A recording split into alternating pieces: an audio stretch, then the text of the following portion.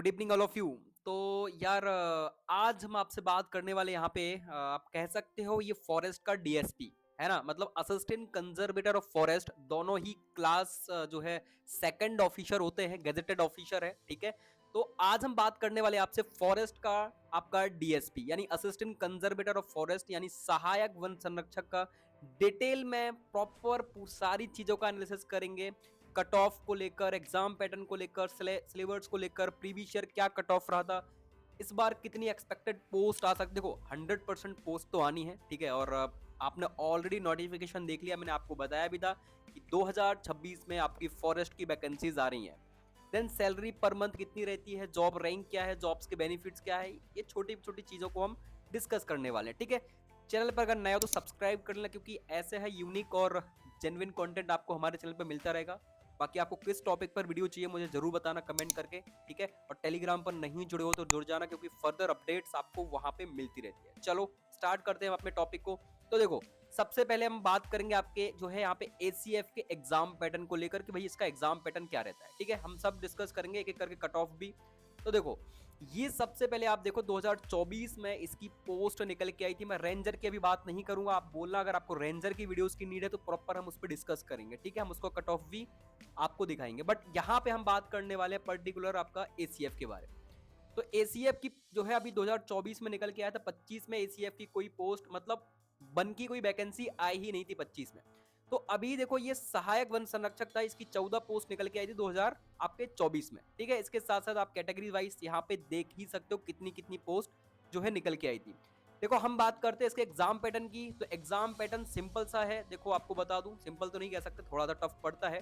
देखो इसके लिए आपको करना क्या होता है, करने के लिए सबसे पहले आपको यहाँ पे देना होता है प्रीलिम्स एग्जाम, ठीक है। प्रीलिम्स का इसका पेपर होता है, हम इसको डिस्कस करते हैं। आपको प्रीलिम्स का मैं सिलेबस भी दिखाऊंगा। सबसे पहले आपका क्या होता है, राज्य वन सेवा जो आपका प्रीलिम्स एग्जाम होता है वो आपको क्वालिफाई करना है। देन इसके बाद आपका मेंस का एग्जाम होता है, वो भी आपको क्वालिफाई करना है, ठीक है। अच्छा भैया इसमें अलग क्या है, देखो अलग ये है, इसमें प्रीलिम्स का जो एग्जाम होता है ना, प्रीलिम्स एग्जाम में आपका एक पेपर होता है, दूसरा पेपर भी होता है प्रीलिम्स में, जिसको हम कहते हैं सी सेट का पेपर होता है, ठीक है। वो भी आपको यहाँ पे क्वालिफाई करना पड़ता है। जो सिविल वाले हैं जिनको डिप्टी कलेक्टर, कलेक्टर, डीएसपी वगैरह बनना है, उनको वो क्वालिफाइंग करना इतना जरूरी नहीं होता है। बट अगर आपको फॉरेस्ट की पर्टिकुलर वैकेंसी चाहिए तो आपको प्रीलिम्स एग्जाम जो आपका जर्नल अध्ययन वाला पेपर है वो क्वालिफाइंग करना है। देन इसके बाद जो सामान्य अभिरुचि परीक्षण है यानी कह सकते हो सी सेट, वो भी आपको यहाँ पे क्वालिफाइंग करना है। अच्छा नंबर कितने चाहिए रहते हैं भैया, देखो बिल्कुल यहाँ पे सेफ जो स्कोर है आपका प्रीलिम्स का वो 80 नंबर, 80 प्लस आप मान के चलो। 80 82 नंबर आपको यहाँ पे बिल्कुल, एक जर्नल कैटेगरी के स्टूडेंट्स के लिए बता रहा हूँ मैं, 80 से 82 नंबर यहाँ पे बिल्कुल सेफ है for a prelims exam. Then आपको इतना ही नंबर सी सेट में चाहिए रहता है, लगभग लगभग 80 नंबर, 82 85 नंबर आपको सी सेट में चाहिए, तब जाके आप यहाँ पे फॉरेस्ट के जॉब्स के लिए एलिजिबल हो पाते हो। देन इसके बाद आपका होता है मेंस का एग्जाम। सिविल का आप सभी को पता होगा, ठीक है, उसका नहीं मैं आपको बता रहा हूं क्योंकि वो बहुत बेसिक सा है और सबको सिलेबस वगैरह सारी चीजें पता रहती है, ठीक है। हम बात करते हैं आपकी मेंस एग्जाम की। तो देखो मेंस जो एग्जाम है आपका वो मैं आपको बता देता हूँ। देखो इस टाइप से होता है आपका, यहाँ पे 150 जो क्वेश्चन हैं वो आपके एमपी जीके के आते हैं, यानी मध्य प्रदेश राष्ट्रीय एवं अंतरराष्ट्रीय स्तर का सामान्य ज्ञान पूछता है, ठीक है। देन इसके बाद आपकी जो है वानिकी विज्ञान यानी वानिकी सामान्य विज्ञान जो आपका फॉरेस्ट्री है, 300 नंबर का वो आता है। टोटल मिला के 450 का पेपर आता है, 50 नंबर का आपका इंटरव्यू होता है। मैं अभी आपको ये भी बताऊंगा कि इंटरव्यू में कितने नंबर पर जनरल कैटेगरी का स्टूडेंट सिलेक्ट हुआ है प्रीवियस ईयरली, ठीक है, और कितने नंबर उसने गेन किए थे आपके मेंस एग्जाम में, ठीक है। सब कुछ डिस्कस करने वाले हैं, मतलब ओवरऑल। और टोटल जो है 500 नंबर का यहाँ पे उसका पेपर हुआ था, ठीक है। 3 घंटे का ये टाइम आपको इतने इसमें देखने को मिलता है। बेसिकली बता दूं बहुत टफ नहीं है, सच में टफ नहीं है। क्यों टफ नहीं है, क्योंकि ये जो मेंस का एग्जाम होता है ना, ये आपको यहाँ पे लिखना नहीं है। सबसे ज्यादा स्टूडेंट्स कहाँ लैग करते हैं, जब उनको लिखना पड़ता है। इस पेपर में आपको लिखने की कोई जरूरत नहीं है, आपको जैस ऑब्जेक्टिव टाइप क्वेश्चंस आते हैं। जस्ट मैं आपको बता दूं ये पेपर है आपका एसीएफ का ही पेपर है ये, ठीक है। अच्छा एसीएफ और फॉरेस्ट रेंजर मैं आपको बताऊं सिमिलर ही है। बेसिकली क्या होता है, जो एसीएफ रहता है ना, जैसे आपके हाई अच्छे मार्क्स आ गए, पोस्ट निकल के आई आपकी, साथ में एसीएफ की पोस्ट निकल के आती है और रेंजर की पोस्ट निकल के आती है, ठीक है। तो आपके बहुत अच्छे नंबर आ गए, मतलब आप टॉप 10 में रैंक कर गए या बहुत अच्छे मार्क्स आपके आ गए, तो फिर आपको एसीएफ की पोस्ट मिल जाती है, ठीक है। देन उसके बाद अगर आपके थोड़ा कम मार्क्स रहे और रेंजर की पोस्ट है तो आपको आपके मार्क्स के अकॉर्डिंग फिर रेंजर फॉरेस्ट रेंजर की पोस्ट अलॉट हो जाती है। तो मार्क्स जितने अच्छे लेके आओ, क्योंकि देखो ACF one of the best post है फॉरेस्ट के क्षेत्र में, ठीक है, सबसे बेस्ट पोस्ट है और बहुत हाईएस्ट है। आप इस जॉब में आपको कहीं भी ड्रेस की जरूरत नहीं पड़ती कि आपको वर्दी आपकी होनी ही चाहिए। ये बिल्कुल बहुत फॉर्मल सी आपकी ड्रेसेस होती है। आपको कार इसमें अलॉट की जाती है, पर्सनली आपको कार भी मिलती है, ठीक है, ड्राइवर वगैरह भी आपको साथ में मिलता है, ठीक है। और आपके नीचे आप मान के चलो, पता है कितने, मैक्सिमम से मैक्सिमम बता रहा हूं आपको, लगभग लगभग 25 से 30 फॉरेस्ट रेंजर तक आपके अंडर में आते हैं। 25 से 30 फॉरेस्ट रेंजर आपके नीचे यहाँ पे वर्क करने वाले हैं, ठीक है। फॉरेस्ट रेंजर की बात कर रहा हूं मैं, ठीक है। ये रेंजर आपके हाथ में है, 25 से 30 रेंजर। फिर आप फॉरेस्ट गार्ड तो छोड़ ही दो, फॉरेस्ट गार्ड तो आपके हाथ में है, वो तो बहुत बड़ी बात है, ठीक है। तो ये बहुत ही यूनिक और बहुत हाईएस्ट लेवल की पोस्ट है, असिस्टेंट कंजर्वेटर ऑफ फॉरेस्ट, ठीक है।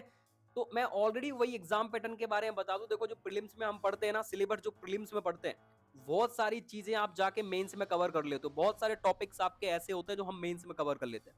एग्जाम्पल ही देखो, आपको सिलेबस भी दिखा देता हूं, आपको लग रहा होगा माइनस मार्किंग, बिल्कुल इसमें माइनस मार्किंग रहती है, ठीक है। गलत करने पर 1 नंबर आपका कटता है, ठीक है। बाकी 1/3 की यहाँ पे माइनस मार्किंग रहती है। एक क्वेश्चन सही करोगे तो आपको 3 नंबर यहाँ पे मिल जाएंगे, ठीक है। ये बेसिक सी चीजें हैं, आपको सभी को पता होगा।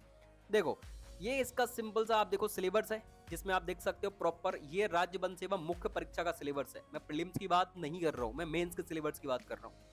ये पूरा मेंस का सिलेबस है, आप देख लो एक एक करके, ठीक है। मैं हो सकेगा तो मैं टेलीग्राम पे आपको प्रोवाइड करा दूंगा, मैं डाल ही दूंगा, तो आप एक बार इसको चेकआउट करके देख लेना, ठीक है। क्योंकि वीडियो बहुत लंबा हो जाएगा, मैं एक टॉपिक के बारे में डिस्कस करूंगा। तो बाकी आप ये फॉरेस्ट्री का भी सिलेबस देख सकते हो, ये प्रॉपर आपका फॉरेस्ट्री का सिलेबस है, ठीक है। कितनी यूनिट्स हैं, आपका फिजिक्स, केमिस्ट्री, मैथ्स, बायोलॉजी भी इसमें आता है, ठीक है। तो वो भी आपको यहाँ पे पढ़ना रहेगा। साथ में मैंने ऑलरेडी बताया था, मैथ आपकी मैथ्स तो आती है, इसमें बीज गणित वगैरह भी आता है, मैथ्स आपको देखने को मिल जाएगी, ठीक है।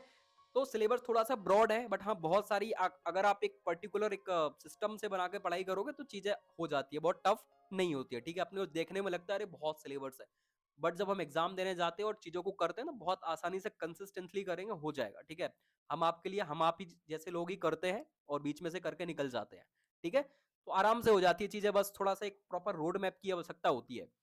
देन देखो मैं यहाँ पे बात करता हूँ आपसे कुछ एजुकेशन क्वालिफिकेशन के बारे में। आपको लग रहा होगा कि क्या एलिजिबल है नहीं है, हाइट क्या होनी चाहिए, दौड़ना वगैरह सब कुछ हम बात करते हैं। देखो ये आपका सेकंड क्लास ऑफिसर है, ऑलरेडी आपको पता है, और आपकी पोस्टिंग मध्य प्रदेश में ही होगी, ठीक है, ये भी आपको पता है ऑलरेडी। सैलरी की बात करूं तो लगभग 56,000 से आपकी स्टार्टिंग होती है, 1,77,000। सैलरी की तो मत ही पूछो यार, 77-75,000 आपकी इन हैंड आपको सैलरी मिलती है पर मंथ। तो सैलरी तो बहुत ही हाईएस्ट है, और पोस्ट भी बहुत रेपुटेटेड पोस्ट है, क्योंकि आपका 4 से 5 साल या 10 साल में प्रमोशन होकर सीधा आपके हाथ में पूरा जिला आता है भाई, है ना। आपका प्रमोशन सीधा डीसी, जो आपका डिस्ट्रिक्ट फॉरेस्ट ऑफिसर होता है, डीएफओ, डीएफओ सीधा आप बन जाते हो। तो ये तो बहुत ही रेपुटेड पोस्ट है भाई, ठीक है। देन मैं बात करूं क्वालिफिकेशन, तो बिल्कुल यहाँ पे विज्ञान आपके पास होना चाहिए, आप इंजीनियरिंग किया हो या तकनीकी किसी भी शाखा से स्नातक की आपकी उपाधि होनी चाहिए, ठीक है। तो सिंपल सा आपने एग्रीकल्चर भी किया हो, आप एलिजिबल हो, बीटेक किया है, फॉरेस्ट्री किया है, हॉर्टिकल्चर किया है, क्योंकि साइंस, ये सारी डिग्री ही आपकी साइंस बेस्ड है। तो जिनने भी साइंस की डिग्री कर रखी है वो सारे स्टूडेंट्स यहाँ पे स्ट्रीम वाले एलिजिबल हो जाते हैं, इसीलिए थोड़ा सा कंपटीशन यहाँ पे बढ़ जाता है ना। क्योंकि बहुत सारे स्टूडेंट, सबसे बड़ा कंपटीशन तो यहाँ पे क्या हो जाता है कि पेपर ऑब्जेक्टिव आता है। यहाँ पे एक एडवांटेज मिलता है स्टूडेंट्स को, एक एज मिलता है, जिससे स्टूडेंट्स यहाँ पे इसमें कोशिश घुसता है कि चलो यार ये ना करना पड़े, ठीक है। क्योंकि हर कोई रिटन एग्जाम नहीं दे सकता भाई, वो है सिंपल सा फंडा। तो ये इसकी क्वालिफिकेशन है, ये 2 वर्ष का आपको दिख रहा होगा, ये सारी आपकी जब सिलेक्ट हो जाओगे तो आपकी ट्रेनिंग चलती है, उस बेसिस पर इन्होंने दिया हुआ है, ठीक है। नीचे आप आ जाओ तो अपने लिए सबसे इंपॉर्टेंट आती है दौड़। यहाँ पे फिजिकल फॉर्मेट भी होता है, ठीक है, आपको दौड़ना पड़ता है। तो आप देख ही लो यहाँ पे कि एक पुरुष है तो उसकी हाइट लगभग 163 सेंटीमीटर अगर है तो ही आप यहाँ पे एंटर करना, ठीक है। या रेंजर का भी दोनों का सेम है, अलग नहीं है। देन अगर फीमेल है तो 150 सेंटीमीटर, ठीक है। और ऊंचाई आप देख ही लो, ये सारी कैटेगरीज इन्होंने मेंशन कर रखी है, 152। देन सबसे इंपॉर्टेंट है 25 किलोमीटर आपको यहाँ पे दौड़ना है 4 घंटे में, 4 घंटे में, मतलब 4 घंटे में आपको 25 किलोमीटर दौड़ना है। और महिलाओं के लिए शायद आप नीचे देखो यहाँ पे 14 या कितना, 14, हाँ 14 किलोमीटर है, वो भी 4 घंटे में।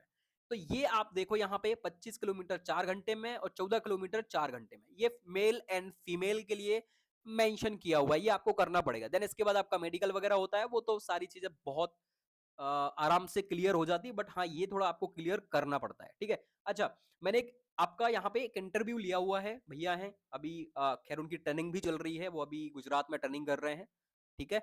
रेंजर सेलेक्ट हुए थे, तो उनकी 12th रैंक लगी थी ऑल एमपी में, आप देख लेना, मैंने उनका इंटरव्यू डाला हुआ है, उन्होंने प्रॉपर स्ट्रेटेजी बताई हुई है कि भाई कैसे हम फॉरेस्ट रेंजर के लिए पढ़ रहे थे, हमने नोट्स कैसे बनाए, कहाँ से कौन से सोर्सेस से पढ़ा, एक बार जरूर चेकआउट कर लेना अगर आप प्रिपरेशन कर रहे हो। मैं लिंक आपको डिस्क्रिप्शन में इसकी प्रोवाइड करा दूंगा, ठीक है। तो ये चीजें आपको इतनी क्लियर हो गई ना कि भाई क्या क्या हाइट्स है, आपकी सैलरी क्या रहने वाली है, पोस्ट क्या है, सेकंड, और गेजेटेड ऑफिसर है।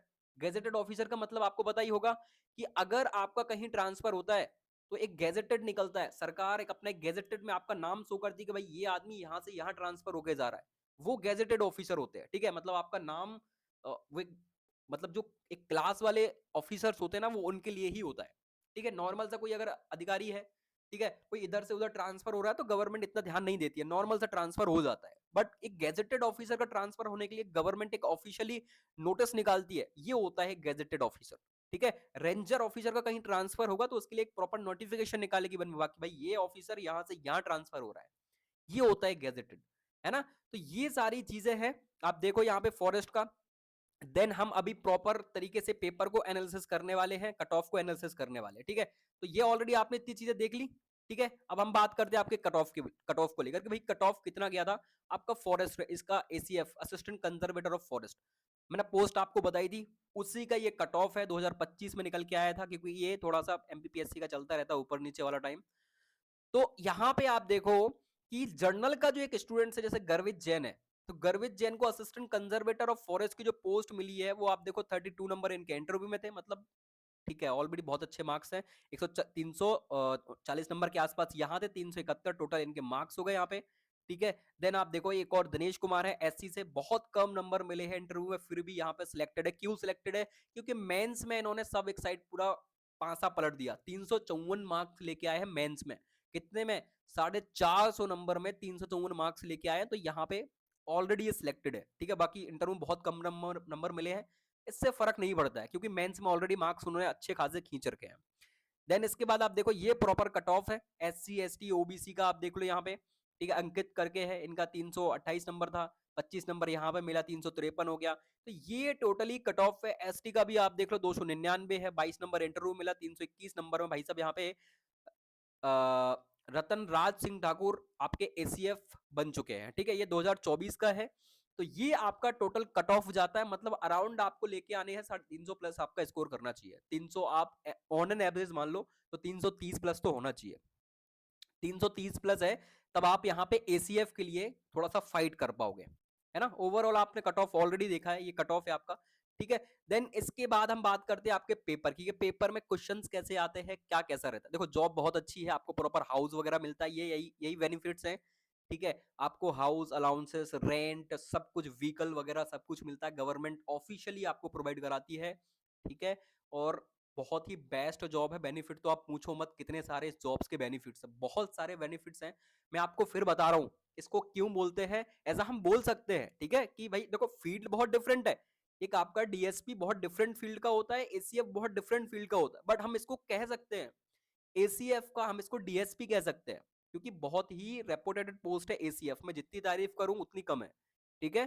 क्योंकि एक पोस्ट आपको एक जिला तक लेके जा रही है, वो भी 8 से 10 साल में, तो इससे बड़ा कुछ नहीं होता है, ठीक है। और गेजेटेड ऑफिसर है, ये अपने लिए बहुत बड़ी बात है, गेजेटेड ऑफिसर होना, ठीक है, अपने आप में एक बड़ी बात है।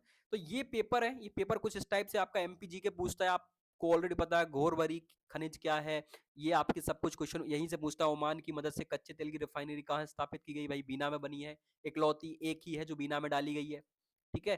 इसके बाद आप देखो भांडेर नहर किस नदी नदी पर बनाई गई है, भांडेर, कैन, चंबल, नर्मदा, बेतवा। तो ये आपके क्वेश्चंस आते हैं, ये आपके ई गवर्नेंस से रिलेटेड क्वेश्चंस आते हैं। आपको एक बार सिलेबस जरूर चेकआउट करना है, बिना सिलेबस के, मैंने ऑलरेडी, मैं इसको सिलेबस को आपको डाल दूंगा, तो एक बार देख लेना, ठीक है, डिटेल में।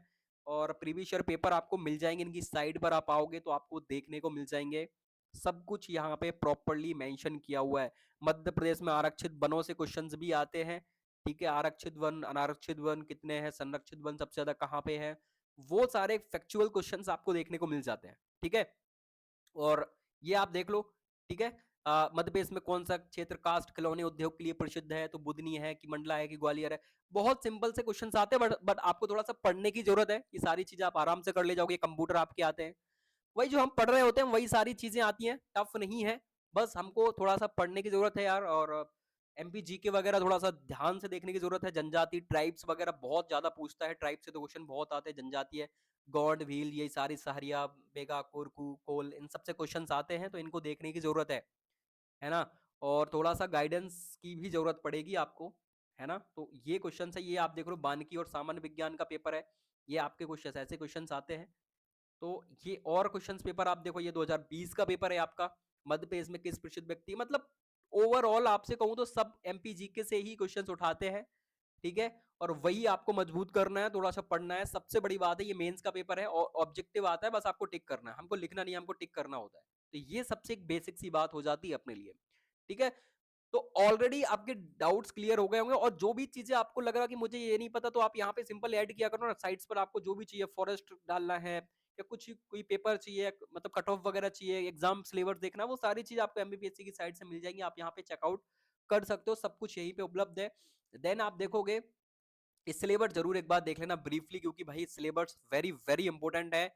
अगर आपको यहाँ पे ये देखो एमपीपीएससी का सिलेबस है, आपने पीएस आपका जो प्री एग्जाम होता है, ये उसका सिलेबस है, आप देखो पूरा, है ना, ये देख सकते हो। और ये आपका सी सेट का सिलेबस है, ठीक है। देन इसके बाद आप देखो, ये इंग्लिश में भी इन्होंने दिया हुआ है, मैं पीडीएफ डाल दूंगा, तो आप एक बार थोड़ा सा चेकआउट करके देख लेना, आपको सब समझ में आ जाएगा कि कैसा क्या होता है ना।